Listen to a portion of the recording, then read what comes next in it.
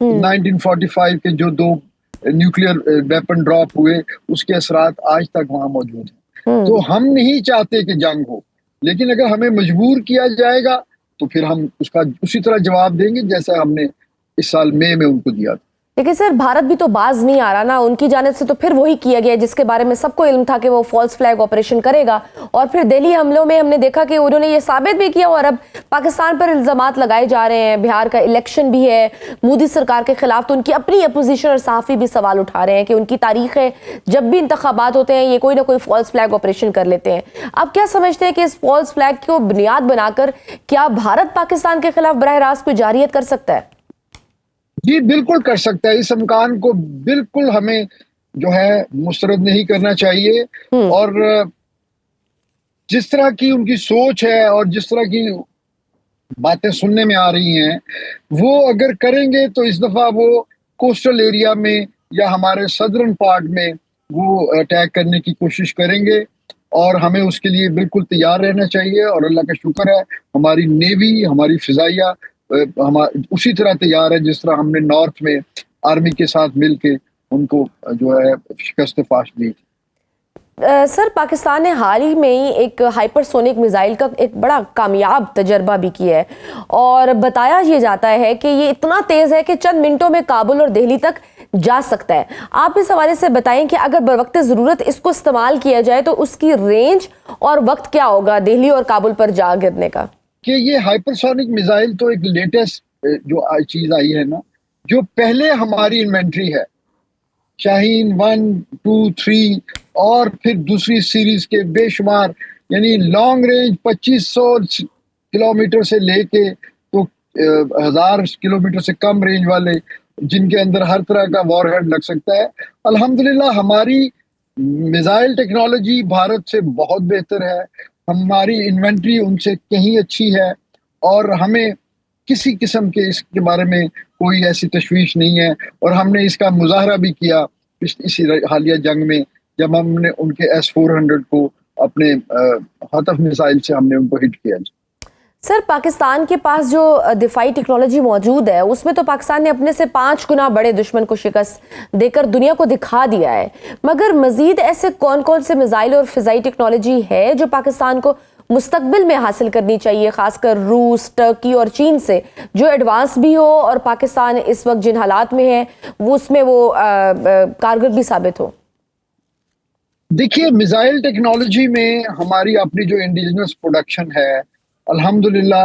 وہ بہت اچھی ہے، اور وہ بڑی فیوچرسٹک اس میں ڈیولپمنٹس ہو رہی ہیں. اس کے علاوہ ہم لوگ ہماری ٹرکی کے ساتھ ڈیفنس کولیبریشن ہے، ان کی پاس بہت اچھی جو ہے ڈرون ٹیکنالوجی ہے. ہم جب میزائلوں کی بات کرتے ہیں تو ہم ڈرونز کو کیوں بھول جاتے ہیں کہ جو اچھے کوالٹی کے لانگ رینج ڈرونز ہیں وہ بڑے اچھا وار ہیڈ کیری کر سکتے ہیں، وہ ان کا پے لوڈ کیری کر سکتے ہیں، تو وہ بڑی اچھی ٹیکنالوجی ہے. جیسے میں نے پہلے عرض کیا کہ دیکھیں اس طرح کی جنگ میں جب بالکل آل آؤٹ وار ہو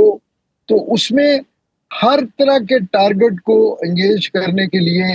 اس کے لیے جو ریکوائرڈ ڈگری آف ایشورنس کے ساتھ جو موسٹ سوٹیبل ویپن ہوتا ہے ہمیں وہ استعمال کرنا چاہیے، اور ہم اسی طرح پلان کرتے ہیں. تو مطلب اوپن میڈیا میں میرا خیال ہے ہم اس چیز کو ڈسکس نہ کریں کہ کیا کس طرح کے ٹارگٹ یا کس رینج کو ہم کس ٹیکنالوجی سے ہٹ کریں گے. ہم تو صرف یہی کہہ سکتے ہیں کہ آپ ہوش کے ناخن لیں، باز رہیں. اگر آپ باز نہیں آتے تو پھر ہم مجبوراً آپ کے ساتھ وہی کریں گے جو ہم نے مئی میں کیا تھا. وہ 4 دن کی جنگ آپ کو جو ہے ابھی تک جو ہے ہضم نہیں ہوئی، پوری دنیا میں آپ کی جنگ فضائی ہو رہی ہے، آپ کے اپنے ملک کے اندر لوگ آپ کو جو ہے لان تان کر رہے ہیں، آپ کا الیکشن، آپ کا سیاسی مستقبل جو ہے وہ جو ہے خطرے میں پڑا ہوا ہے. تو آپ اپنے بھوکے ننگے لوگوں کے لیے جو ہے ان کا خیال کریں،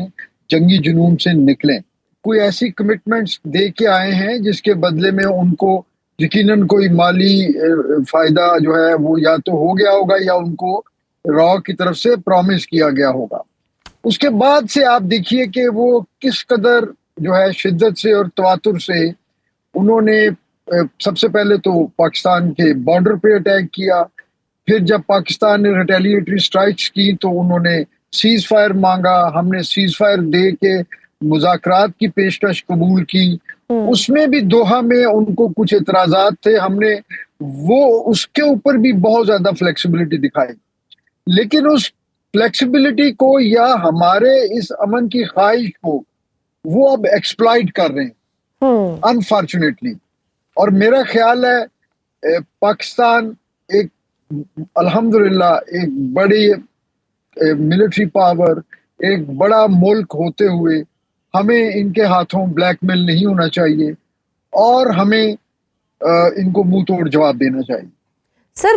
وانا کیڈٹ کالج میں جو خوارج موجود تھے ان کے بارے میں بتایا گیا کہ وہ وہاں ہاٹ لائن سے افغانستان میں رابطے میں تھے، مسلسل اپنے ہینڈلر سے وہ بات کر رہے تھے. اب وزیر دفاع نے بھی اندیا دے دیا کہ افغانستان کو جواب دیا جائے گا. آپ کیا سمجھتے ہیں کہ اس بار جواب ایئر سٹرائک سے ہوگا، ٹارگٹڈ حملوں سے ہوگا، یا باقاعدہ کوئی کائنیٹک ایکشن لیا جائے گا؟ دیکھیے یہ جو دونوں پہلی چیزیں ہیں یہ کائنیٹک ڈومین میں ہی آتی ہیں، اور یہ ججمنٹ جو ہے نا یہ آپریشنل لیول ججمنٹ ہے. یہ جو ہائیسٹ لیول پہ ایک اسٹریٹجک شفٹ جو ہے وہ ہماری پالیسی میں آ جانی چاہیے، جس کے مطابق اب ہمیں یہ جو ہے زیرو ٹالرنس کی جو پالیسی ہے اور اس کو ہمیں اس کی کلیئرنس اپنے آپریشنل کمانڈرز کو دے دینی چاہیے. اور اس کے بعد جس قسم کی بھی تھریٹ وہاں سے ایمرج ہو رہی ہو یا بلڈ ہو رہی ہو، وہاں پہ بہت سارے ایسے ٹارگٹس بھی ہیں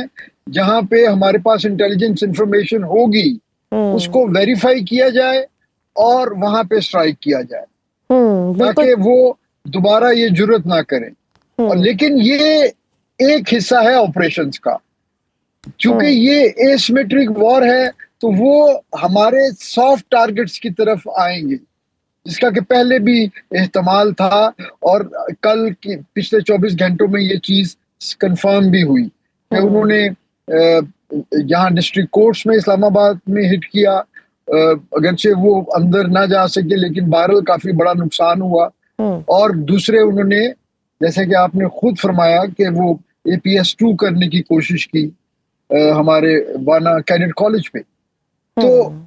اس طرح کی جو چیزیں ہیں اس کے لیے ہمیں اپنے جو انٹرنل سیکیورٹی کے معاملات ہیں ان کو بھی تھوڑا ری ویمپ کرنے کی ضرورت ہے، جس میں